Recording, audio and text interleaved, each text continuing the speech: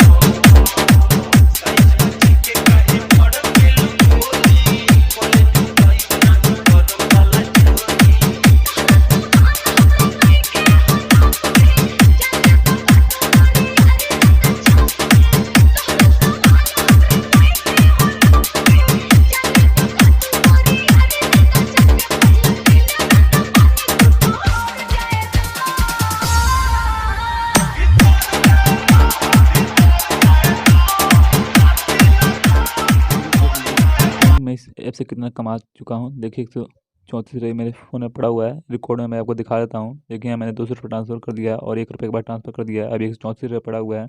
ये मेरा Paytm number है। इससे आप देखिए लिखो और कमाओ 150 रुपये।